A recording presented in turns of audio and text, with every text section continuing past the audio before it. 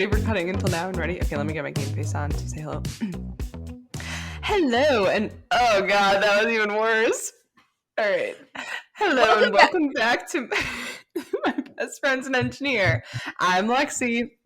I'm Libby, and we're starting this podcast off very chaotic today. I wonder if we'll cut that stuff. We'll have to discuss, but I feel like Libby doesn't want to cut that from what she just I think that was pretty good. Okay. And that will be there forever. Very good. Okay. Explain the episode. Yes. We have a wonderful interview today with Jennie Daley for you guys. So Jennie is a biomedical engineer, and we actually talked, I feel like we didn't talk too much about the technical aspects of, her role. We talked, like you said earlier before we started recording, it was like a little onion. There were a lot of layers. There were so many layers. Compare podcasts like an onion, but there were a lot of different layers that we talked about. So the conversation kind of swayed that way, which I loved. So hopefully you guys love it as well. And she had so much good input just because she is involved in pageants, and I feel like she has, I don't know, kind of like a dual life, she's like Hannah Montana. Yeah, exactly. There you go. I like that. I feel like we talked about so many things in this episode. Everything from tips on how to create your resume to be appealing to engineering jobs, to confidence in the workplace, to sticking up for yourself, to imposter syndrome, to everything to having a 3.9 as an engineering major. What the heck? She's so smart. She's literally Einstein, a genius. Yes. That's insane. Yes. So we are very excited about this. I feel like we talk about that. Like we say this for every interview, but I loved everyone that we talked to, and we were just talking about this earlier, but I just want to be their friends. I'm like, everyone's so cool, so accomplished, such girl bosses. So yeah, that's what we got for you. And I love how she is competing in pageants, because I've only ever watched what was that one show on TLC? What was it like? Toddlers and Tiaras. Yes. But she is not like that. She's like literally professional. Like she is not like Toddlers and Tiaras. She's like girl boss, professional, Miss Maine, public speaking, headshots, looking beautiful, being amazing, being smart. There's so many layers. Definitely, which is kind of why I'm excited that we were able to interview her, because I feel like when people think about pageants, that's what they think of, toddlers and tiaras. And she even mentioned that too. There's a lot of people that aren't too familiar with pageants in general and how they work, and kind of the people who do the pageants are just, they know what the main, I guess, concept and intent of these pageants are. And I feel like toddlers and tiaras just give a whole different view on that. So I'm super excited. Yeah. Well, before we get into the episode, let's catch up. How was your week, Lexi? My week was splendid. It was pretty good, actually. I feel like I set myself up the bar so low. I'm like, this actually wasn't that bad. Yeah, not too bad. So I was actually supposed to go on a work trip, just like you. You're talking about your work trip this next Monday, the 7th, coming up. But that got delayed till the 21st. So we can definitely, but it's okay. I feel like we had more time to plan. Mm-hmm. So, because it was like the beginning of this week, I was like, what's going to happen with the flights? Mm-hmm. But so I'm excited about that. That's an audit trip. So yeah, now I'll be on site. We're doing our rerun for that failure that we had for that one validation I keep talking about and why I'm on site. We're running that next week. So this past week was kind of spent setting up the path forward to fix that mistake and to address that failure. So nothing too crazy, but you, Miss Ma'am, how you have some updates for us. Wait, before I say this update, there's this guy that I work with. He's a field engineer, and he's like, how old is he? I think he's maybe like 65, and he says that he's from LA, but he's from Lower Alabama, LA. Oh.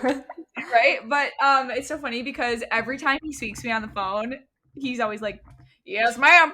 Yes, ma'am. Every time I say something, it's so funny. Okay, but anyway, yes, I'm on a work trip, and it's so funny because I think if we, depending on when we release these episodes, people might be listening to this before they like these. We might be listening to these out of order, so people might listen to next week's episode or the week before this and be like, "What the heck is going on?" So yes, True. I'm finally on the work trip. I got up the courage to stay after the work trip, so I'm taking some personal time in Florida. And it sounds so lame, but I was like so scared to do it. I don't know. Like I've never really traveled alone, or like I've traveled alone, but then like I've met up with people at the place that I was going, you know? Like I've never been somewhere and like stayed overnight and been alone. I don't know. Like so Yeah. it's just weird. So it's not weird. It's fun. I'm growing as a person, a human being, and an intellectual, and part of that process is going on work trips alone and not being such a wuss. So yeah. Yeah, no, Perfect. but the work trip was good. We it's always great to meet the customer in person because I feel like all I'm doing all day long is emailing them. You need these parts for reassembly, and they're like, "Who is this girl that is emailing us, yelling at us?" And then I show up and I'm like, "Howdy, it's me." So no, it was great, and all the guys on site are always so nice. We went to some really good dinners. We had the first night I had this like seared yellowfin like salad thing. I don't know. It was Ooh. magical. It was so Also, your good. stories looked so good on your food because you had a sushi boat. You didn't get to that yet, Oh but my that gosh. looked so good. Yeah, so then the next night we went and got sushi and okay, so little background story here. So we ordered some appetizers and we were with our site guy and he is I think we looked up his age. He like got a little embarrassed about it, but we looked up his age. Aw. I think he's like 64. Anyway, he's the sweetest guy. Like I love working with him and he's so good at his job. So we go out to dinner and we go to this like sushi restaurant and we got some appetizers. I think we got actually I don't remember what it's called, so I'm not going to say it. But anyway, we got appetizers. And one of ceviche. Have you had ceviche or heard No, of I don't ceviche? even I have no idea what that is either. I can't even pretend. I don't even really know what it is. I think it's like a little like I think it's like a cold stew full of like Oh, okay. raw fish, Nice. kind of. That could be Nice. completely wrong, but that's kind of what it looks like. So anyway, they bring out this ceviche in this plate that almost like looked like a little rowboat, and we had ordered a 4-person boat of sushi. So when it comes out, this RTA, he's like, "Oh, is that our boat?" And we're like all laughing, whatever. We're like, "Oh, is this the boat?" And the guy's like, "No, this is the appetizer." And we're like, "Oh, okay." So then the boat comes out, and it's literally like the size of a folding table. This freaking like Oh wooden my boat gosh. with all this sushi on it, and we're all like laughing, making fun of him. We're like, no, that was not the boat. That was like the little lifeboat to the Titanic over here that we're eating sushi off of. So That's so funny. yeah, it was That's great awesome. though, and yes, we had some good dinners.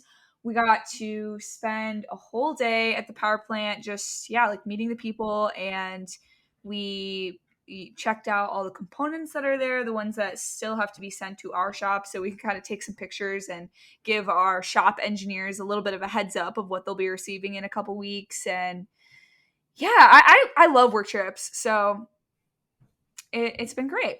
Excellent. Also, I totally thought of something to talk about. I had the SWE panel for Miami this past week, which Oh you weren't yeah, able talk about to. that. Yeah, so that was awesome. There were 3 people. It was kind of a career panel.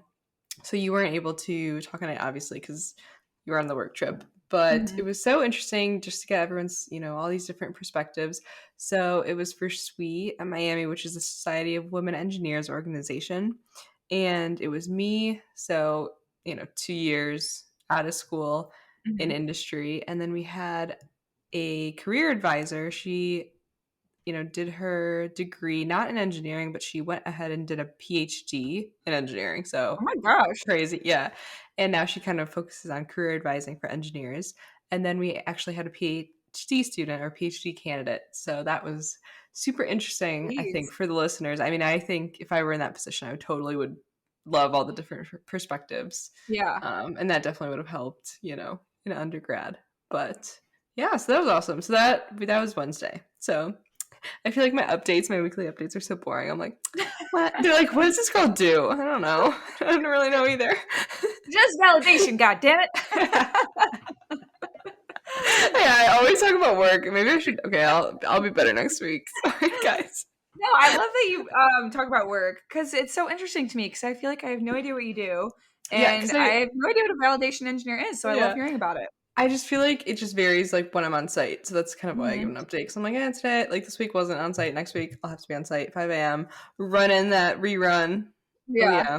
So excited. But yeah. So next week, okay, I'll do something more fun.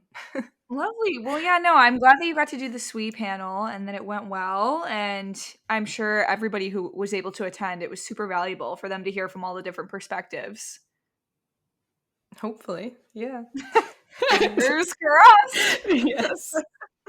All right, let's get into our reviews, and then let's get into talking with Jennie. Yes. All right.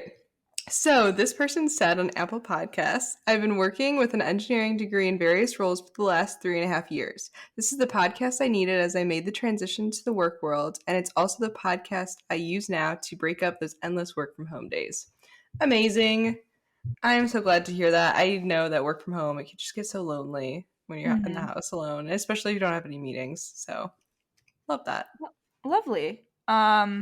So I am going to read a review that someone left on our Google form, and real quick, I'll give a quick spiel. Our Google form, it'll be in the show notes, and then it's also in the link in our bio and Instagram. It's pretty self-explanatory. So if you're interested, just hit that link. But essentially, we're doing a giveaway. Once we receive 100 reviews on Apple Podcasts, we will give away a $100 gift card. And you can be entered if you leave one of these reviews on our Google form. So this person said, I love your podcast. Please talk about getting through weed out classes in college. Lexi, I don't know about you, but I think we definitely could have an entire episode just talking about weed out classes. Oh, yes. Tips and tricks and horror stories, but also fun stories. Oh, yeah. Like the time that I literally failed physiks because I didn't know that you had to solve the problems in X and Y direction. So I didn't know if we were going to bring that up. I'm saying it loud and proud. Okay, I tell everybody, hey, listen to this. I have my engineering degree and I didn't know that there was an X and Y direction. Oh my goodness. That's so funny. Ay caramba. Literally. Oh my gosh. Okay, let's start talking to Jennie and let our listeners in on this valuable conversation. All right, we have another guest on today's episode of My Best Friend's an Engineer. If you want to go ahead and introduce yourself, say your name, what you majored in, and what industry you're currently working. Yeah, my name is Jennie Daley. I'm a biomedical engineer and I work on the advancement of medical devices. So I'm a research and development side. Awesome. Ooh. Fellow medical device industry. Love it. Yeah, that's right up your alley, Lexi. Oh, yeah. Awesome. So where did you go to school? Kind of how did you choose your major? Can you give some background of kind of like your schooling? Yeah, for sure. Yeah, so I went to the University of Maine and I studied biomedical engineering. I got a minor in math as well because I love math. But I got interested in biomed engineering because originally I was like, oh, I want to be a doctor, just like pretty much everyone who does well in science classes thinks. And then I got talking to my calculus teacher, and he was actually had graduated with an engineering degree. And I was like, what is engineering? Like, this is like senior year, like when you're supposed to be applying for colleges. I was like, what is engineering? What do they do? And so I talked to him and he was like talking to me about it. And I was like, that sounds kind of cool. And then I found a way to actually combine my love for medicine with my love for calculus and decided to pursue biomedical engineering, and definitely don't regret it. It was, I think, a really great career move for me. I love what I'm doing and I think it's the perfect fit for me. Awesome. Are you still considering med school, or did you kind of decide? Yeah, so I actually had originally like gone in because I knew if I got a biomedical engineering degree, I could still go into med school after because you hit all your credits you required. I actually have a pre-med focus. And then it was like my senior year of engineering, and I was like, I actually think my favorite classes were my engineering classes. Like, I really want to see what this is like in industry. I really want to go out there and try and, see if I like that. And so then after my first, like, I've had 2 jobs now, and I have loved every minute of it, and I do not regret my decision. So I could always go back for med school if I wanted, but I just don't think that's the path for me. So you said that you majored in bioengineering and then you minored in mathematics. If for someone who doesn't know anything about that, could you kind of give just like a high level of the topics that you learned about in your classes and like how labor intensive with math and all that your classes were? Yeah, so the math minor was actually just for funsies. You definitely don't need it. But Just when for funsies. I love math, and so you got to choose what your tech electives were, and I just chose math tech electives. Usually you can choose like other like easier ones. I chose complex math because obviously I'm a tryhard. And so I went in and I like took all these complex math courses, like just a few extras, because with an engineering degree, you have to take all the way up to differential equations anyway. So I only needed like 2 or 3 of my tech electives to be math classes for me to get the math minor. So I was like, I'll definitely do that. Like, that sounds great. But other than going all the way up to different differential equations, linear algebra, with the math side, for biomedical engineering, it's actually crazy. You have to do such a diverse course set. So I had to go all the way up to organic chemistry too. I had to go to biology and microbiology and like all this molecular bio. I'm trying to remember all my classes.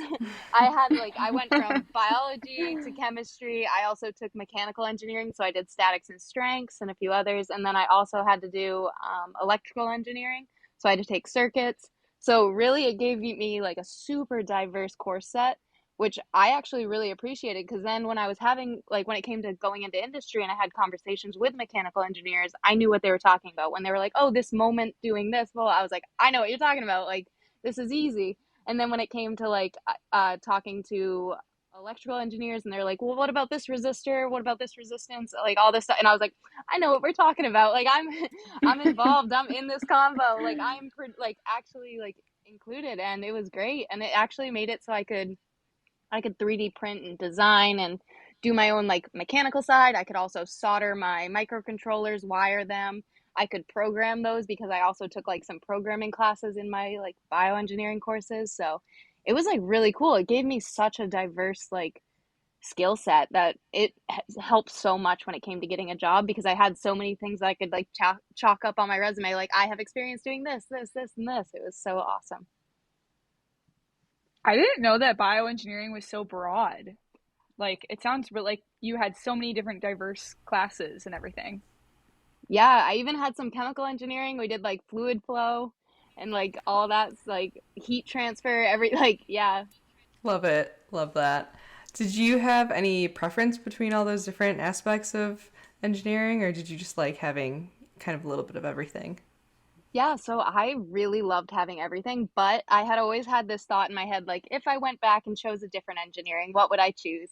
And honestly, mechanical engineering is my favorite. I love 3D design. I actually have my own 3D printer at home. I do 3D printing just for fun. I do like CAD designs, everything. Like, I love mechanical engineering. I love how math heavy it was, because you do a lot of calculations, angles, everything. So definitely mechanical engineering was my favorite. I would say electrical engineering, I can do the very basics, but when it came to like, they're doing like PCB board designs, they're doing stuff, I'm like, whoa, like way above my knowledge.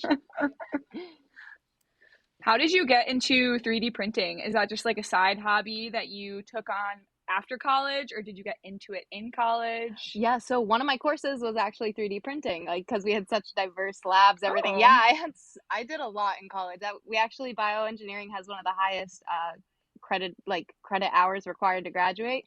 So one of my labs was 3D printing, and what we did is we designed a wrist-powered 3D printed wrist-powered prosthetic. And it was really cool because so what we designed it for was actually because if you have like a child and say they have like they need a prosthetic for whatever reason, it's really hard to actually get them a prosthetic that fits, because they're constantly growing, they're constantly changing, their body is going to have different like angles, different everything as they grow, and it's not going to fit properly. It's either going to be too big, fit, or too tight. I mean, it's like crazy. So prosthetics are so expensive that it's so hard to actually get a child that's going to have, like, they're either not going to have a prosthetic at all, or likely that it's not going to fit them properly.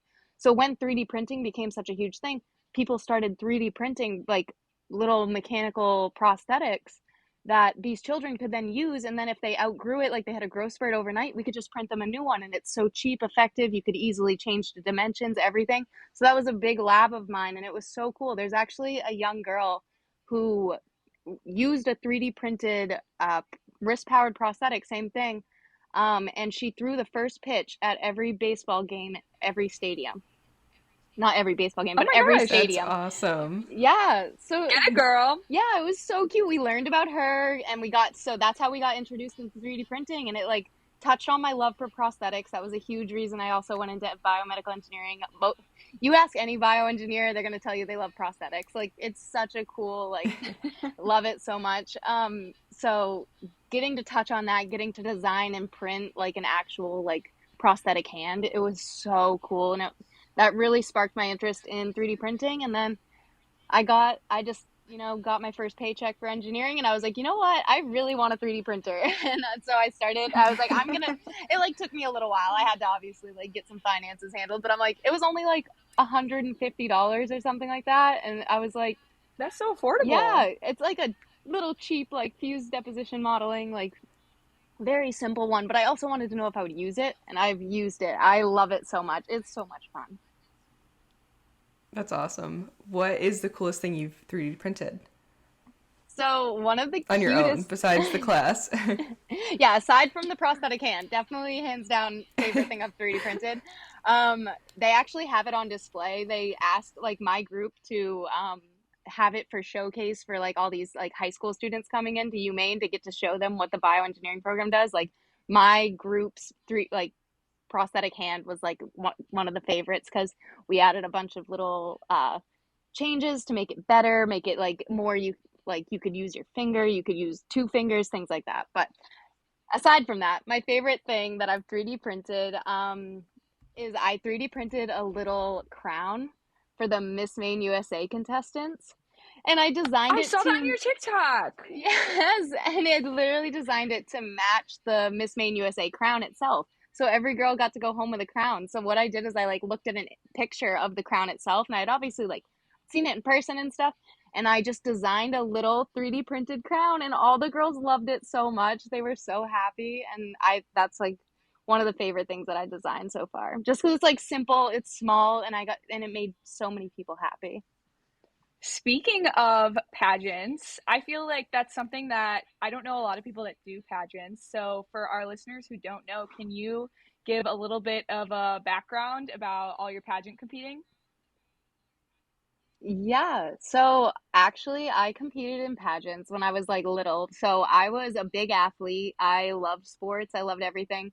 And my parents wanted to make sure that I was diverse in what I enjoyed. And so they wanted to give me the opportunity to not only play in these sports that I love, but give me the opportunity to try something a little like more with a stage presence, more with giving myself confidence for speaking in front of people. They wanted to make sure like public speaking, anything like that was not a fear of mine. So they put my sisters and I in these like local little small pageants. And I actually won like a few of them. And I was like so happy about it. But like, I was so scared to go to school and tell anybody, because they all knew me as this tough tom girl who like, or tomboy, I guess, who like played these sports and was like, I'll beat you up, like as a little middle schooler or whatever I was. Like, and so I was like this tough girl, and then I was like competing in pageants, and I was doing my hair, and like my mom would put mascara on me, and it was so cute. And like I ended up winning. I got to be in parades, so that was cool. But then I didn't compete for a while, and then like my senior year of high school, I decided to compete for teen, and that was fun. I really enjoyed it, but it was so cute. I looked up to all the like Miss contestants, and I was like, oh my gosh, these women have their life together. Like I was a little senior in high school, and I saw all these Miss contestants, and like it was the last year I could compete for teen, and I was like, I'm not coming back. Like I'll never have my life together like that. I'll never be like these Miss contestants. And then it was so cute. And then I went through college. I got my degree. I started working, and I'm like, wow, this actually like it all falls into place. And with time, you figure out your way, and now I'm back competing again. So yeah. Awesome. Do you ever talk about your STEM background during these pageants? Yes. So that's like a huge portion of like kind of my platform. Like you don't need a platform for USA, but really what I focus on is I'm a woman in engineering. I really want to encourage other like girls to be in engineering. Not just that, like I try and keep my femininity Mm-hmm. in engineering, which is not easy, like as I'm sure you both know, because a lot of us are like kind of forced into like these boxes Mm-hmm. where it's like you have to fit this like masculine box and you have to act a certain way to really kind of fit in with the group because that's what they're used to seeing in engineering. So staying true to yourself, staying true to who you are, what you like, and still being an engineer on top of that. So really tried to tie that all together in like that's what I've talked a lot about in my like interviews and things. So yeah. I think I saw you posted that something about the Miss USA contestants, and that actually a lot of them have been have or do have STEM degrees and are in STEM industries. So, have you met a lot of other women in your time competing in pageants that are in STEM? Yeah, so I know one girl that I'm competing with right now. She has taken the MCATs. Dang. I'm pretty sure, yeah, she like has graduated. She's also a model. She does like all this stuff. It's amazing. And it like really helps like prove the point. Like you don't need to fit a certain box to be in STEM.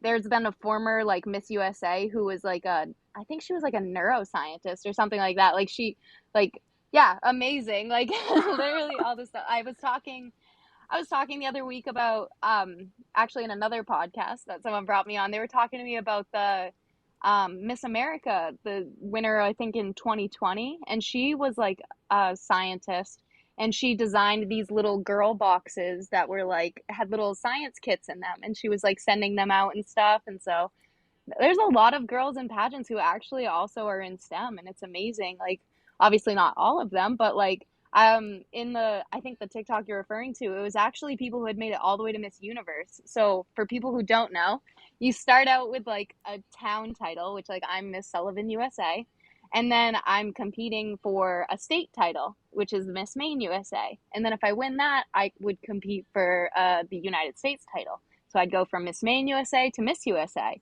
If I won that, then you go on to Miss Universe. So Miss Universe is a whole bunch of different countries actually competing.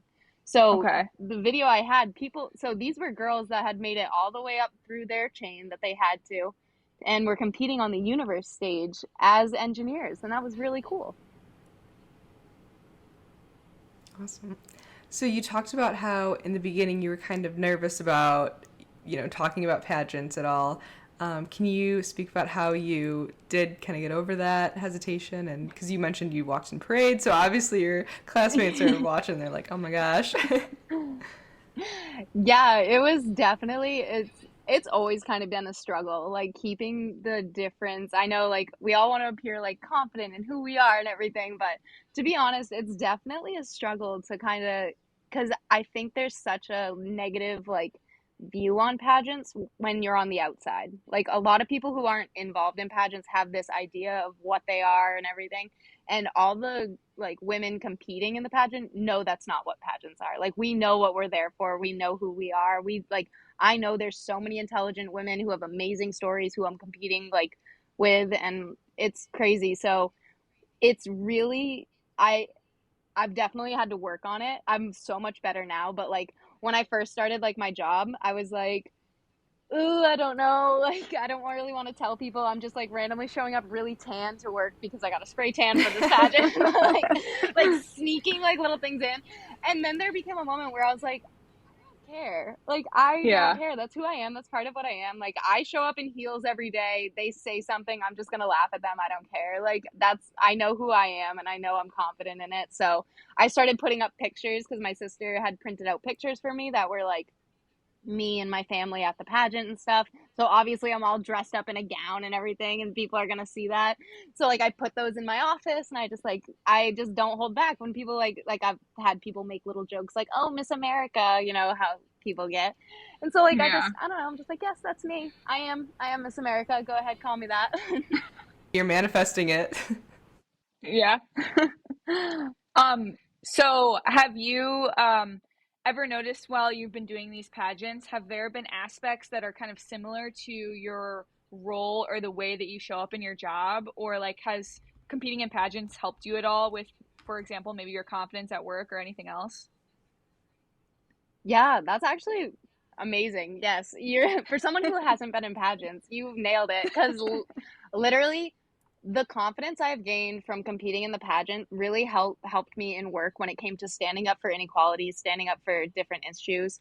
Like there were moments where I was like, I'm not gonna hold back. I'm going to bring up this issue. I'm gonna point it out. We need to get this fixed. Like Mm-hmm. this is gonna affect so many other like young women who are just starting their career, and if they're facing the same thing that I face, like I will feel terrible for not doing anything, so I'm going to start doing something.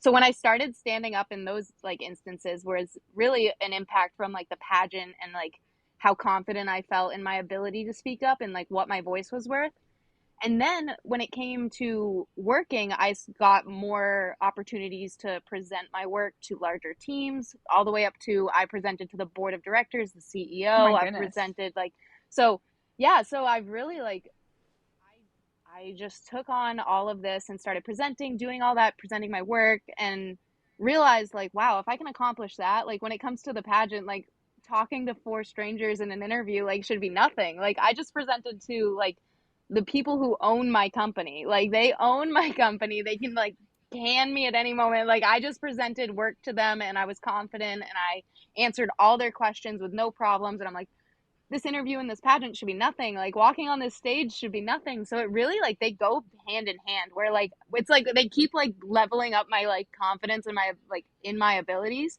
in different ways and different sides. So like the pageant helps, then work helps, then the pageant helps again, then work helps again. And I'm really like, yeah, built me right up. You, Libby, you nailed that.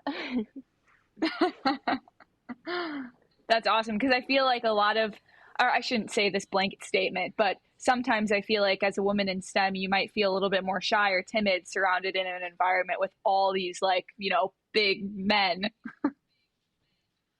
Yeah, you definitely can. Like there's moments like I think it also helps like I always have like this kind of extroverted personality. So I force Hmm. friendship on people. So I make all these intimidating men. I'm like, you're gonna be my friend. Like we're gonna be besties. Like, come on, let's do this.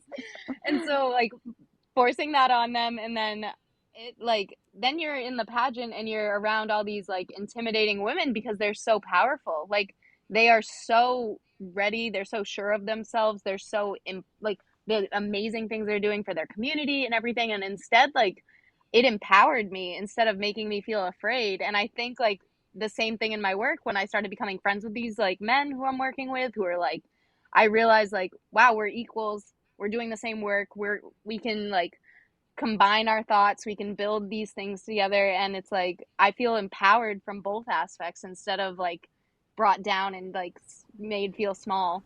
Hmm. Definitely. So you mentioned that it took you a little bit of time. Initially, you were kind of weary about mentioning your, pageants at work. How long did it take you to get that confident to put up these pictures and start bringing it up and being more open about talking about that? Yeah, so when I first competed, I didn't tell like anyone. I was like keeping it like really low. Like I was like, don't like I'm just gonna sneak around, do this, like all of a sudden show up and I'm Miss Maine USA and they're gonna have no idea. Like that was kind of like hoping that would happen. And then I won Miss Congeniality, but I didn't end up winning. But it was really cool. I'm so happy that the girls voted for me. Like that was amazing. I really appreciated it. They yeah, so I won Miss Congeniality that year, and then that year was when I had the photos that my sister printed out for me. It was like that. It was like a month later or so that she printed all these photos for me and everything, and I like had them in a little bag because there was like other photos of my nieces and nephews all in a bag, and I brought it into work, and then I sat there and I was like, why don't I just put them up? I was like, why? Why am I afraid? Like, what are they gonna do? Like, judge me? Do I care? Like, they don't know what pageants are. I know what pageants are. Like, it was more like I had to do a lot of like self reflecting on like, I know why I'm in this pageant. I know what I'm here for, and I know that I'm having an impact, and I'm gonna post these photos. And then what also kind of drove conversations more around it, because like even though I had photos, like people would make little comments, but that was kind of it. But some of my coworkers found my Instagram and like followed me, and I was like, this is embarrassing. Like, I know I said we're besties, but like, no, social media is different. We're work besties. Like, don't follow me. Like, so when they followed me, they started like they're like, that's so cool. And that was like a completely different reaction than I had like painted in my head. I think sometimes we do that. We sit back and we're like scared of everything. Everyone's going to hate it. Like, oh my gosh, like overthinking everything. But like, they were like, this is cool. Like, what's going on, you know? And I even got talking to like one of my guy friends at work, and he's like, oh, I used to date a girl who competed for this pageant. Like, and it was like asking me all these pageant questions. And I was like, boy, you're in the know. Like, this is impressive. Like, I think what happened is really like you paint a picture in your head of what you expect people to react. So that kind of like motivates you to either do something or not do something based on like this image you have in your head of how people are going to react to you. And sometimes you make that a little dramatic. And I think that's what I was doing at work. I like that perspective of you paint a picture of how people are going to react, because I can definitely relate. You mentioned earlier that being in pageants kind of has given you confidence to step up at work when you see an issue or something wrong. If you feel comfortable, are there any experiences that you can share with our audience that in particular where something you noticed at work was maybe a little wrong? Maybe it has to do with sexism in the workplace or ageism in the workplace or anything like that? Yeah, so I've worked at 2 different companies, so I'll just say these, but without knowing of which company I've like, because obviously people can figure out which company I've worked at, but like trying to keep it like as anonymous as possible. This is not at all like company directed. So a few things that happened to me, like one was actually really cool. My boss stood up for me. It was amazing. It was the best outcome ever. And it's an example that I continue to share with people whenever like a male comes up to me and he's like, how do I be a better ally? I'm like, here's an example of an amazing ally that made me really feel comfortable in STEM.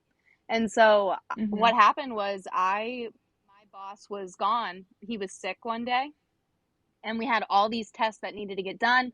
And it was like a bunch of engineers who were in charge of like organizing these tests and making sure that they got conducted, because the scientists had allocated time for like running these tests, and we needed the test organized and everything.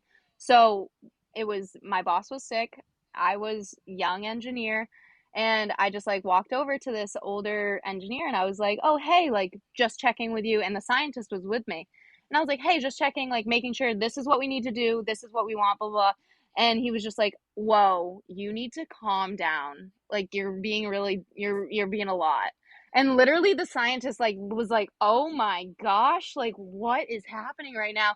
And I was just like, no, I was like, look, I was like, the scientist only has X amount of time. We really need to get these tests going. I just want to make sure that we're doing them correctly. Like, is it X, Y, Z, blah, blah, you know, like he was just like chilling, and he had like some other male colleagues around him. So he was like acting all, you know, macho and stuff. And so he was just like, I don't know, you really need to like chill out. Like, you're being a lot. You're being really like dramatic. And I was just like, all right, buddy, like this is what we're doing then. I was like, no, I was like, this scientist, I'm not wasting her time, like not wasting it anymore.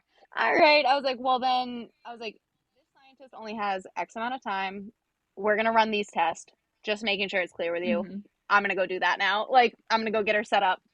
And then I walked away, and like the scientist like talked to me, and she was just like, whoa, like why did he talk to you like that? What was going on? And like, and I was just like, oh, whatever, like stuff happens. Like, I was a waitress for 8 years, and so I'm like, you know, people talk bad to me all the time. It's fine. Like, I can deal with it. Like, no biggie.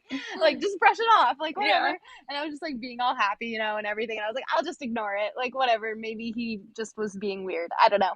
And so the next day, my boss, who had been like sick and like wasn't able to be in work, and that's why I was organizing testing, he like was at we have a like morning stand up and everything, and he was like, hey, what's going on, like what got accomplished yesterday while I was out, blah blah blah. And the older male colleague like spoke up and goes, well, since you were gone, someone decided to be a little bossy and think they could take over. Oh my gosh. And literally I was like, you're done. Actually, like, you're done. Mad at me? Like, I was like, you're like, I'm just doing my job. I was literally like, I was getting the scientist set up so we didn't waste her time. Like, what's going on? But I didn't say a word. I literally, like, he, like, said this to my boss as I'm standing there. And my boss looks at him and goes, well, good. I'm glad someone was trying to get something done. Heck yeah. And I was like, love that. I don't even need to talk. I don't need to say anything. Like, this man's got my back right here. Like, oh my God. I literally, like, that is the example, though, I will give to so many people. Like, I have so many men walk up to me and be like, look, how do I be a better ally? And I'm like, here's a story for you. I was like, this is an example of a great ally. He recognized what was going on. He recognized why this man was saying this to me, why he was talking about me this way. And he shut it down immediately and did not didn't make me stand up for myself, didn't make me have to look like the bad guys, like yelling and everything. Like, he just went ahead and was like, nope, we're not letting that, like, happen. We're not, he didn't even have to say, like, you're being sexist. Like, he literally was just like, good. I'm glad someone's trying to get something done. Like, don't talk like that. Don't be like that. And I was just like, sir, I love you. Like, how did that other engineer react? Did he say anything or? Oh, he was just like, and like backed into the corner, like, you know, whatever, like coward. Good. And I was like, yeah, buddy, back up. Like, yeah, I'm going to keep yelling at you because I'm not wasting these scientists' time. Like, these scientists have deadlines. Like, people are, we need to get stuff done. Like, we were like pushing a product out and like, it was stressful. Like, everyone was so busy. And I'm like, you're wasting time. Like, we don't have time to waste, buddy. Kudos to you for not saying anything in that situation. I admire that. Oh my gosh, I was literally in shock. I didn't even expect, like, I was like, wow, like, what just happened? Like, what did this man just try and say about me? He just tried to call me bossy? Yes. Like, in my head, like, I'm sitting here and I was like, I had to, like, run my family restaurant. Like, I always was in charge. And I was like, I am bossy. I was like, I'm bossy because we need to get stuff done. Like, shush. Like, but it was so funny. Like, I was almost like taken back. And then literally my boss didn't even wait for me to say anything. He immediately responded when just like, no, like, we're not doing this. And I just sat there and I was like, oh my gosh. I was like, that was amazing. Like, that was the best thing I could have ever witnessed. Like, that was the best way that could have got handled.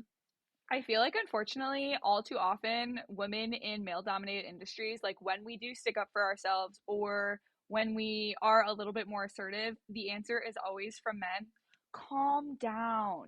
Like, okay, then how come when you come up to me and you're all assertive, it's just normal? And, like, I don't have to tell you to calm down. You just expect me to immediately do what you're saying. Yes. So I actually, like, am involved in like a diversity and inclusion group at like work and stuff. And there's been instances where I'm like, look, if a man is in a room and he is just like screaming, swearing, you guys call him passionate.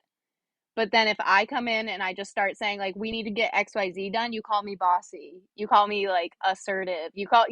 I'm like, you call him passionate and like caring and like, it's just, I was like, it's all just who it's coming from. And we really need to take a moment and reflect on that. Like, why are we so upset for them speaking up? Is it their gender? Maybe. Like, yeah. What advice would you give to someone, like a woman in STEM, who is going through that same experience but doesn't have that, ally and, doesn't have someone who did what your boss did in that situation? Yeah, so I've definitely been in that situation as well, where I didn't have the ally and I was very caught off guard. So I would say, like, do not feel bad about being caught off guard in those instances, not having an answer, not having like a response, but more make sure afterwards you take time to reflect, you take time to analyze the situation, and you take time to really recognize, like, so that way you're ready to handle it the next time something happens, because you got to stand up for yourself. You cannot sit around and wait for others to stand up for you, because most of the time they won't. You also have to bring other people that were in that situation in and be like, look, like, did you recognize that he was talking to me this way? Did you recognize that this was happening? So that brings it back to, like I said, I'm really close friends with a lot of my male colleagues, and I feel very comfortable having those conversations with them where I can literally say, like, hey, you didn't stand up for me in this meeting. Let's talk about it. Like, why didn't you recognize that they were talking to me this way? Why didn't, like, I was like, this is how it made me feel. I was like, I really did not enjoy that. I didn't appreciate that. Like, there's been instances where, like, they give credit to a man for my work and the man just says, thank you. And I'm like, excuse you, like, don't say thank you, say like, oh, that was actually Jennie's, like, you know, like, Yeah. there's like things like that. So I like would pull that man aside afterwards, separate, like, and be like, look, like, this is how that made me feel. And they were like, oh, well, I was caught off guard, whatever. And I'm just like, I understand that. I was like, but really, you need to like take into perspective, like, this is the one big thing I got to present, and they gave all the credit to you. Like, that's huge impact into my career. Like, this is something you really need to feel comfortable standing up for. And they were like, oh my gosh, like, I can't even believe that. Like, I can't believe that just happened. Like, they were a lot more reflective and like, next time, like, I will be there. I will stand up. Like, so really, I think if you're not ready in the moment, there's still stuff that can happen after. Like, if you're not ready to stand up for yourself, if you're not ready to call that person out because you don't know, like, you don't know how your work's going to react, you don't know how they're going to react, you don't know, there are still opportunities afterwards to grow from that and to make it a more inclusive and better environment if you take the right steps. So if you bring in allies, if you turn people into allies who are active allies instead of just sitting there being like, I'm on your side, but I'm not going to say anything. Like, you got to make them active as well. And then also just like preparing yourself, being like, what do I wish I said in that moment? What do I wish I had done differently? So that way you can make sure that you like don't just wait for those active allies to step up. You're ready to stand up for yourself as well. Yeah, I love how you said that, how you just are so confident. And I feel like pageants probably helped you a lot with that confidence, because I know personally there have been definitely times where maybe someone said something to me in a meeting and I just like brushed it off, kind of how you said like with the restaurant experience, and I was just like, "Oh, whatever. Like, that was mean, but whatever." Yeah, there definitely have been instances where I was just like, oh, it's fine, like, no big deal, like, they're having a bad day, you know, like, and like kind of tried to brush it off. Yeah. And then there have been moments where it's like, repeat, and I'm like, okay, you're treating me like this like all the time, and it's starting to not be okay. Like, we need to deal with this. And like, the reason I started standing up for myself more, the reason I started being more like, even though assertive is a bad word, I was being way more assertive. The reason I really like stand up is because I recognized it happening to other women. And so that bothered me. Like, you can treat me that way, but once you start treating another woman that way, like, no, I'm drawing the line. Like, I'm not going to let you talk to this poor woman. She's so intelligent. She's so, you know, like, going on. Like, I'm, like, so ready to stand up for this woman. I'm like, all right, I need to keep the same energy for myself, too. But when I started noticing it happening to other women, like, I would notice, like, them getting spoken over in meetings, them getting ignored, or their ideas getting repeated and not credited to them, or things like that. It's bothered me. I was like, this is not okay. Like, it's not just me. This is a culture. This is something we need to make a change in.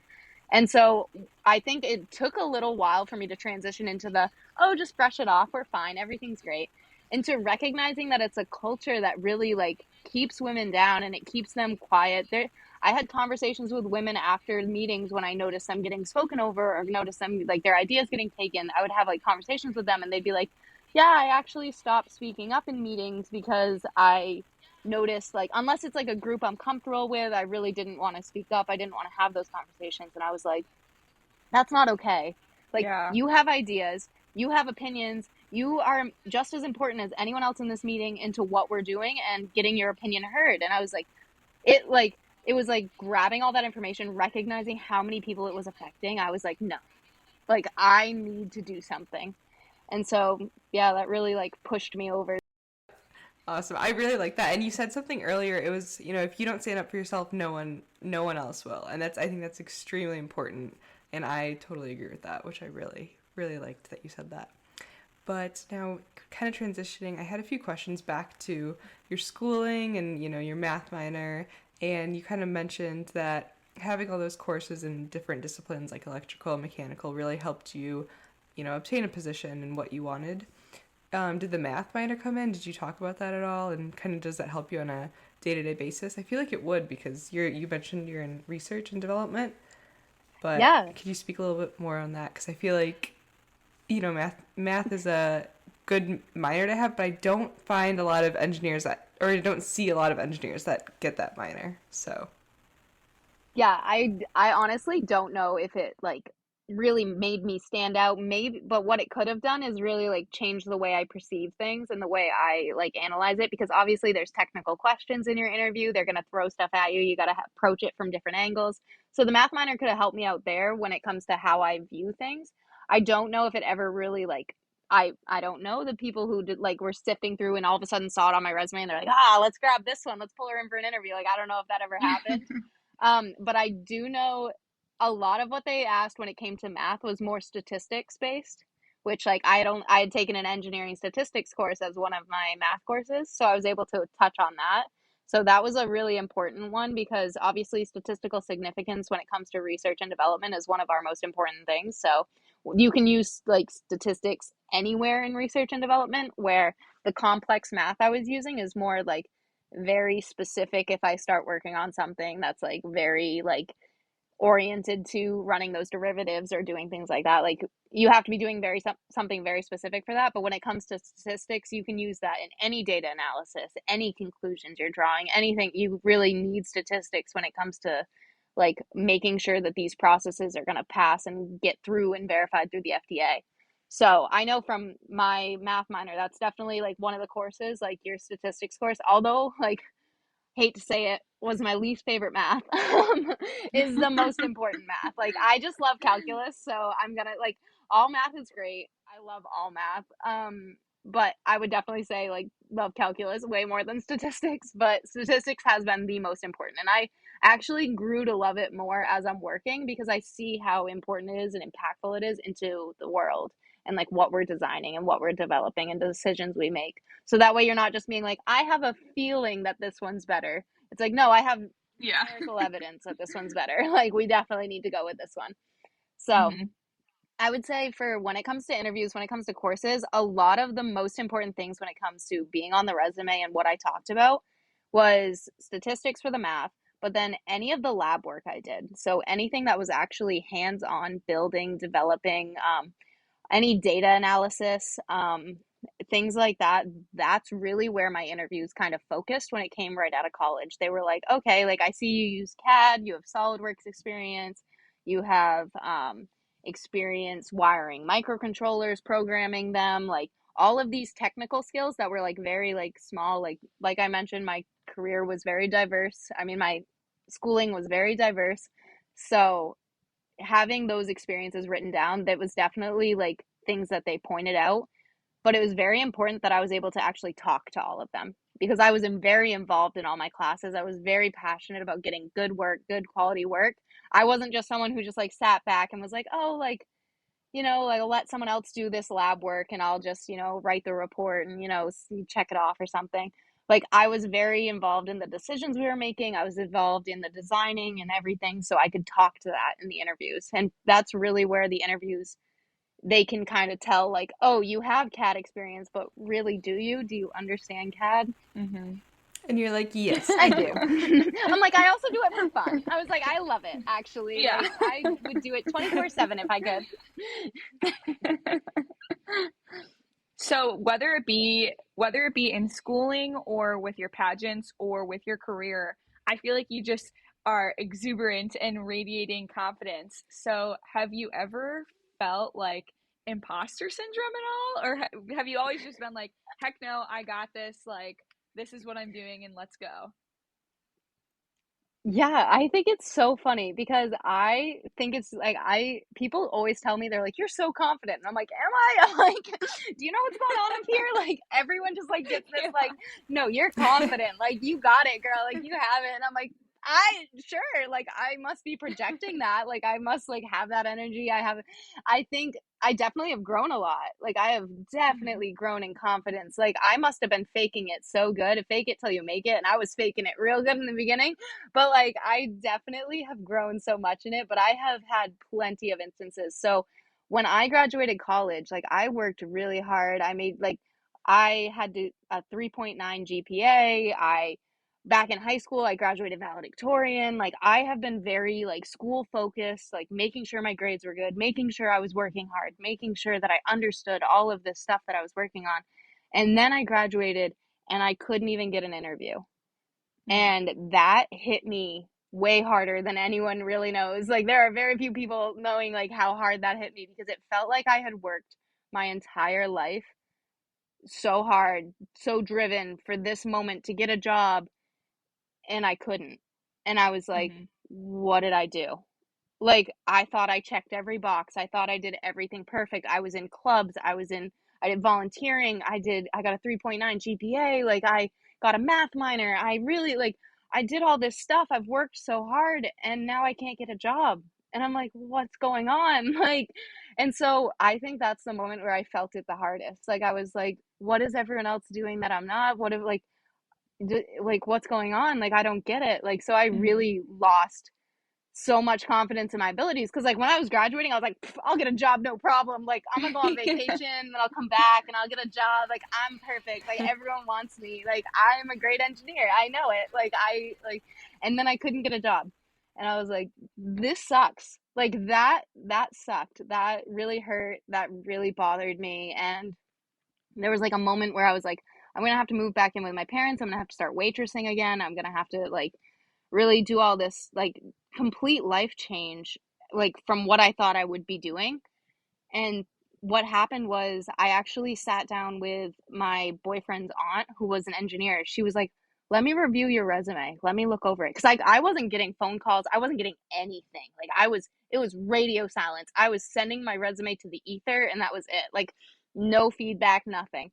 And she's like, let me review your resume. I hire engineers all the time. Like, let me look into this. Like, she read through my resume and she was like, you need to come in and sit down with me. Like, we need to work on this. And so she completely like walked through my resume, walked through what engineering resumes should look like, walked through like what they're actually looking for. Changed my life. Like, completely changed the trajectory of everything. Within like a few weeks, I was getting interviews. I had a job offer immediately. Like, it was Oh my such gosh. a change. And so it was crazy. And so that was actually why I started posting TikToks. I was like, I need to share this. I need to share help. I need to help people. Like, this is not fair. Like, I'm a first generation engineer, and I wasn't getting jobs, but everyone else who had parents who were engineers, who had other, like, they all had jobs. And I was like, it's because they knew how to make a resume. They knew how to do, like, there was just so many little things that college assumed I knew because everyone else in my class knew, but I didn't know. And I Mm-hmm. actually ended up sharing my resume with two other people who I knew were first generation engineers as well, who were struggling getting jobs. Within a month, they both got jobs as well. And it's like, oh my word, like, this is it. But there's been plenty of other instances where I've kind of been like, felt very impostery, like, especially when you're first starting out your career. You think everyone in that place knows so much. They know so much more than you. They've been there forever. They know everything. You walk into a room, and then there was a moment, I think, in like a meeting where I realized, I was like, I know way more than some of these people. I'm like, Yeah. these people intimidated me, and I'm like, they're asking me for answers. I was like, why am I intimidated? We're colleagues, we're equals. This is insane. Like, I'm answering their questions. The more questions you answer, the more things, like, it just grew in my confidence. I was like, wow, like, I do know stuff. Like, I do know why I'm here. I do know what I'm doing. Yeah. Can you talk about some of those main differences between your initial resume and the resume that your boyfriend's aunt kind of helped you with? I know that you mentioned you talk about it on TikTok a little bit, but kind Yeah. of what were the main takeaways? Yeah, so huge things. So I had my resume reviewed by teachers, because that's what my parents were, and by like business majors, because I had like best friends who were business majors. I think they all thought my resume was great. They thought it was Mm-hmm. amazing. Engineering resume, not the same. Not the same as a teacher resume, not the same as a business resume. When I sat down, she's like, you know so much and you've put nothing on this paper. Like, she walked through, like, I would say, like, I did this design project. Thumbs up. Like, ask me about it, kind of Yeah. like, let me tell you what I know. Like, I thought that's how it went. Like, I thought I was supposed to give them just enough to get them curious or something, like, whatever it was. And I like gave like very basic details, like, oh hey, like, I did this design project. Like, I designed a prosthetic hand. Instead of saying, I used SolidWorks to 3D print a prosthetic hand that was wrist powered, that, met the anatomy, blah, blah, blah. Like, when it came to writing my actual like new engineering resume, I went into detail on all of that. Like I said, I developed a black box sensor, right? No, what I did was I used LabVIEW to program an entire, like I literally had to go into specific details because what a lot of engineering companies do is they have like a sifter. And if you have certain hit words like LabVIEW, like SolidWorks, like certain like technology words they're looking for. And if you hit on those, if you say like I have PFAMICA like experience, I have cat Python, I have all, then they pick up your resume. And I wasn't going in detail enough on what I actually did. So what I really needed to do was actually describe to them what I did. Do not skimp on the technical details. Do not miss on any, like, do not just say, do not like, basically like, I was minimizing myself. I was really like, I was like, oh, I did this cool thing, like kind of, it's like, no, I'm confident and I'm aware of what I did. I used this, I did it, like I calculated this, I used this statistical analysis, I determined this from that, like really like going in detail because I knew the technical detail and I would have said it in the interview, but I didn't put it on paper and I was getting passed up because of that. Yeah, on my resume, before I had somebody look at it, it was kind of the same thing where I was just like listing off like I did this project. But then when someone reviewed it, they were like, no, don't have like a technical section. Put the technical section into the describing section. Like use the technical words to describe what you did. Yeah, because they're really interested in like how you use that stuff. So like it's not just that you use CAD. How did you use CAD? It's not just that you use Python. What did you use it for? Like they really want to show examples. Like they need to see that you actually did use it because you can use it for so many different things. They want to know how in detail, how often, everything. So you kind of touched on how you started posting on TikTok. You wanted to share this information with people who didn't really have access to it. Is there any other reasons, or was that kind of your main reason? Can you talk about kind of your content?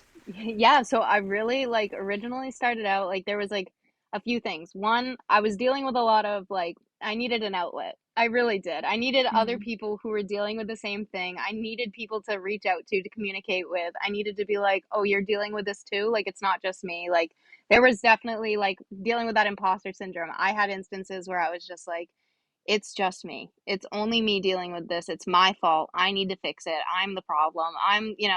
And then you go on TikTok or you go on a social media and you recognize how many other women have dealt with issues like this, how many other women are also in this. Like when you realize that, it makes you feel like, okay, like I've taken this step now. It's like, okay, it's not me.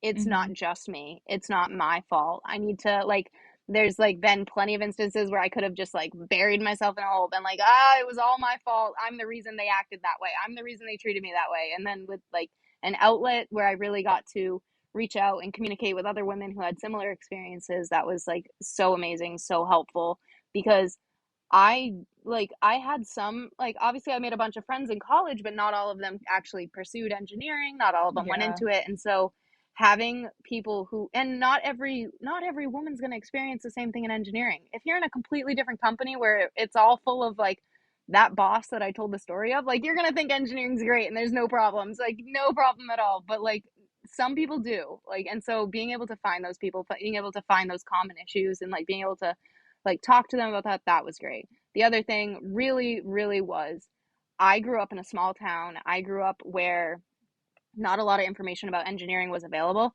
And I know that social media is something that we can utilize to get information to people in these areas, that we can like educate people.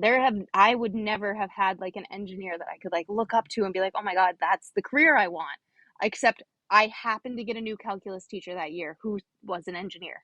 Like, and so that was amazing. And I was able to talk to him about engineering and that changed my whole life. And now I'm in the perfect career for me. Like, just because you don't know a career exists, like because you grew up in a small town, you grew up in an area where that information wasn't really available for you, like I wanted to use social media as a way to kind of make sure people knew it was an option. I don't want to force engineering on anyone. Like if it's not for you, it's not for you. Like I like do whatever career is best for you, but like I need you to know it exists and I enjoy it and this is why I enjoy it.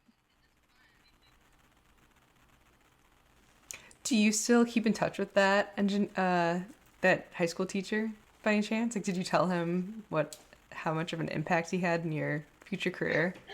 So I actually, like, I told him when I got into college, like after a few years, because I had come back to the high school for something, and I kind of like ran into him, and I was like, yo, I just want you to know, like, I love what I'm doing right now. And I was like, and you're a huge reason. Like, I would not have pursued this career. I would not have pursued this degree. I would have gone into something that I wouldn't have enjoyed as much. And I just want you to know, like, I love this, and like, this has been amazing. So I haven't talked to him since like I started working or anything. I don't really like, when I go home, I just see my family, and that's kind of like what I do. But I definitely think there is moments where I would kind of want to like be like, hey, just so you know, like, I love it. Like, thank you. On your social media, I know that you post a lot about like your outfits that you wear to work, and hashtag engineer in a bikini. And correct me if I'm wrong, but I think I saw on your Instagram that you posted some article about some shade that someone was getting for being a woman in a male dominated field wearing a bikini or something like that. So can you just give our audience like a little brief overview of like your passion for standing up for women to wear like whatever they want that's appropriate in a STEM industry?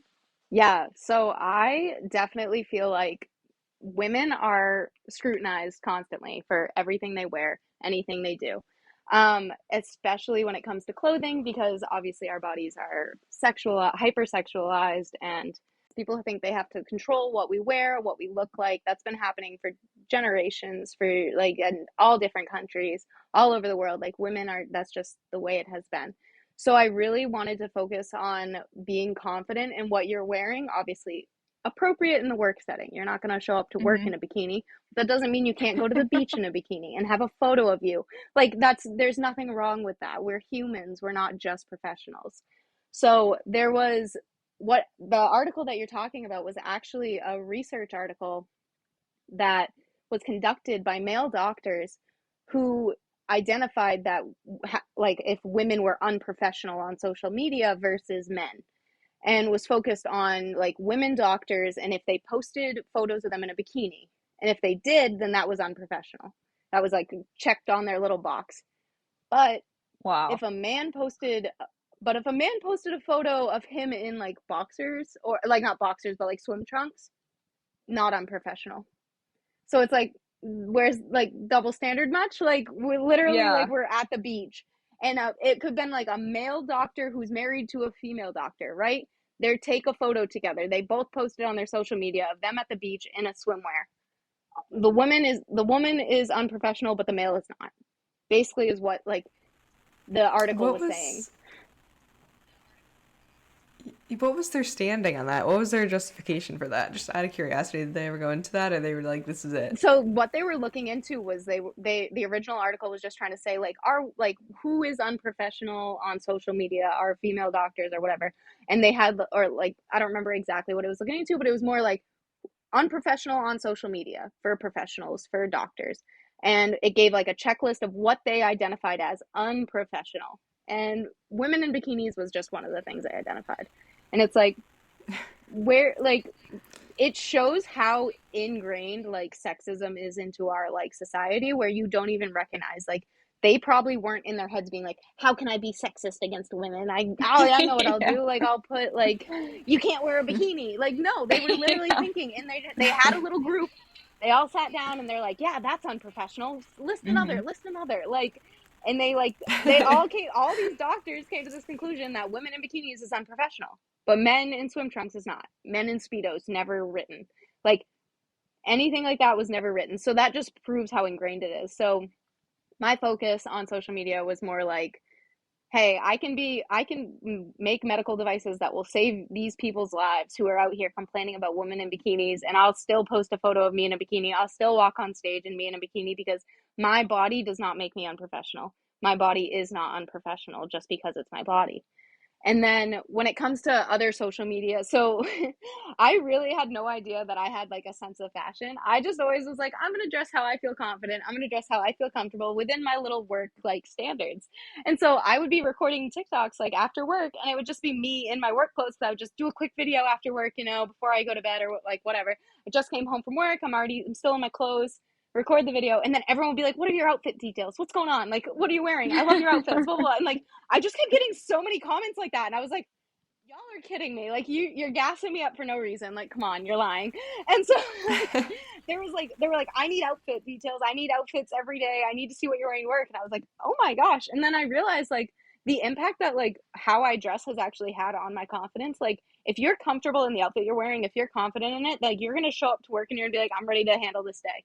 I'm ready to show up. If you're dressed kind of like uncomfortable and you're not sure how you look and you're just like, you're not going to like feel, it's more of how you feel and how you're ready to handle a situation. And so when I realized that like how much I dressed impacted how I act at work and how like confident I am, I was like, oh yeah, I'll share my details. If it's going to help you all out, if it's going to make you guys dress comfortable and confident and like professional and like feel like you're ready to take on your day, like use me as inspo. Like, that's amazing. So that's why I started the little hashtag dress like an engineer. So that way I could share my outfits. So that way people who wanted to feel more comfortable, more confident at work, who like either they were just starting their career or like they wanted to change, they didn't like the way they were dressing, they didn't feel confident in it, they needed to look at me for inspo, they could just do that by looking at that hashtag. I love that. I'm so going to use that. So we're both in the medical device field, but you're in research and development. So I was just wondering, were both roles that you had in research and development, or did you kind of go from one focus to research?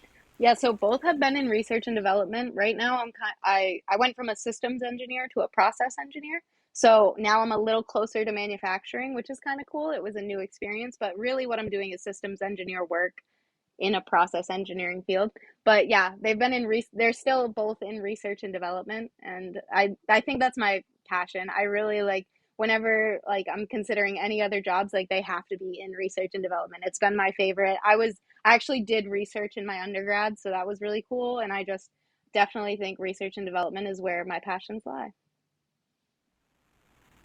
Yeah, from the way you speak about it, you could definitely tell that you really enjoy your role. But yeah, that was it. I was just curious about that because we're, have that connection. But so wait, where do you work in engineering? Are you in manufacturing? I'm in validation. Validation, yes, yeah. So I'm doing some. Sorry, a little cut off. Oh, I was just gonna say we're the annoying part where we're like, you can't do this until this is done. Yeah, I'm working on validations right now. So I'm like validating some fixtures, getting them, yeah. Wonderful. We love to see that compliancy. Of course, FDA is going to be right there. You can never not comply. Oh, yeah. You guys both did research twins over here. Jennie, what are you allowed to share with us on this podcast, like kind of high level, what your research was about? Yeah, so my research was actually focused on paper diagnostics because I wanted to be able to ship diagnostics to rural areas. Like I said, I grew up in a small town in Maine, very rural. And so being able to ship paper diagnostics like through to those areas, to disaster zones, anything like that, where people really needed like easy medical care, easy medical diagnosis. So I was working on developing a new paper diagnostic. Awesome. Well, we like to ask all of our interviewees this one question to end on, and it is, what advice would you give to your younger self, knowing what you know now? So knowing what I know now, I would say like take a breath. You do not need to be perfect at everything you do. You do not need to be the best there ever was, the best there ever has been. I work alongside people. I don't know what their GPAs are. I don't know if they failed a calculus course. I just know they're working this job and they're getting their job done. So I was very, like I said earlier in the interview, I really was driven. I was focused. I needed to be the best. I needed to do everything perfect. Like I said, I graduated 3.9 GPA, top of the engineering. Like I needed to be number one. It doesn't matter. I could have relaxed. I could have taken a breath. I could have enjoyed college more. I really did enjoy college. I had a lot of fun. I did a lot of fun things. I did clubs. I did sports. I did, all that stuff. But I would say definitely like not stressing myself out as much as I did because it was really not necessary. So I would say making sure you get all your work done, making sure you understand everything, that's important, but the grade doesn't matter that much. You're gonna do fine. Mm-hmm. I love that. All right. Well, if our listeners want to follow you on social media, if they like listening to this episode and really want to connect with you, plug yourself. Where can they find you? Yeah, so on Instagram, I'm Jennie, JENNIE _Daley, DALEY. And then on TikTok, I'm just Jennie Daley, JENNIE DALEY. And if you find my TikTok, my Instagram's linked. And if you find my Instagram, my TikTok is linked. Well, we hope that you guys enjoyed the conversation as much as we did. And make sure to look at the show notes, the episode notes, for all of the links to Jennie's socials. Yes. I love following Jennie.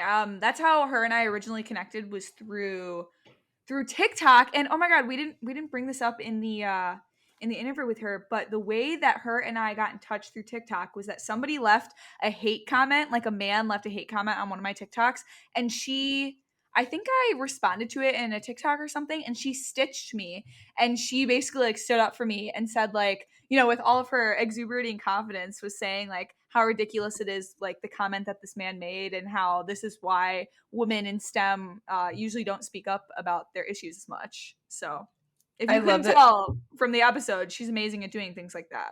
Yes, I was just going to say that. I think she's very good at empowering other women in STEM and just women in general. Yeah. And you can definitely see that in the way she's, you know, things she talks about and how she speaks about being a woman in STEM. Mm-hmm. I thought it was really interesting, too, how she brought up, like, her job problems right out of college, because I feel like there are so many, I don't know, just, like, engineer majors that I talk to who are like, oh, I can't get a job anywhere. And I don't know why, but I guess I never really thought that maybe it's because your resume isn't catered as well to what engineering jobs or recruiters or companies are looking for. Definitely. Yeah, I really like that we were able to get that insight from her, because I definitely think that helped personally in general. And, you know, we all go to career centers, but a lot of them aren't really tailored to engineering resumes. Yeah. Yeah, and you and I always talk about how we were lucky enough to be in Theta Tau, which we had so many, like, we had a room of usually 70 members that we could just hit an email to, like, all of these people, and have them review and get advice and all this stuff when we do resume reviews. But like, I feel like if you don't have that, how are you supposed to know what your resume should look like? Exactly. And I feel like in Theta Tau, like at least in our chapter, I feel like everyone was so willing to give their input. And I'm not saying that in a bad way at all, but I just think it's so funny because they would just straight up be like, this sucks. You need to do better. Yeah. But it's like the intention. They want you to do better. They know you can. So I just like am right now imagining people being like, what does this even mean? Like, yeah. I don't know. Love that. They would just like humble the heck out of you, like the older members, and be like, oh, this literally doesn't make sense. You need to change this. But like you'd be like a intimidating like first year in Theta Tau, you'd be like, oh, okay, thank you so much. Yeah. I'd be like, okay, can I buy you a coffee now? They're like, what are you even asking? Like, oh, stop. Yeah. They're like, stop being weird. I'm like, oh my God, sorry. But like, look at us now. We got jobs because of our amazing resumes, but we were lucky enough to like have that experience and have those like older members to really whip us into shape. Oh yeah. Yes. So awesome. Great episode. Another great episode of my Best Friends in Engineer podcast. Yes. So, Libby, where can they find you if they want to look at your TikTok or Instagram content? Oh my gosh. Everybody, if you're listening and you don't follow me, what are you doing? You got to go. You got to head over to Instagram. You got to head over to TikTok. I'm at Libby Beyond the Label. If you want to hear more of my amazing, juicy, bubbly, bright, brilliant, beautiful, fantastic, smart personality. How about you, Lexi? Where can they find you? You can find me at Engineer Lexi on Instagram and TikTok. And I just started to post. So I feel like I'm not as funny as Libby and her little, like, I feel like you find a sound and you like apply it to engineering. And I'm like, wow, that was good. Like, I don't think, you know what I mean? They're just like popular trending sounds. And I'm like, huh, nice. She did that. But I think I'm going to start posting. Because I'm like, how did you make that little joke out of that? I was like, that's really good. That's really good. But run it right up. So I posted like my girl outfit today. I think maybe I'll try and do like the outfits more often because I feel like that, I don't need to talk. I just like, just need to stand in front of the camera. So like, and you can find a sound, like a little exactly. song. I'm like, I don't say anything. I'm like, maybe we'll get some content, some more Perfect. content. So yeah, you can find me at Engineer Lexi. And if you want to check out our podcast Instagram, it's at My Best Friends at Engineer, and also on TikTok as well. Mm-hmm. And then our YouTube, you can listen on YouTube.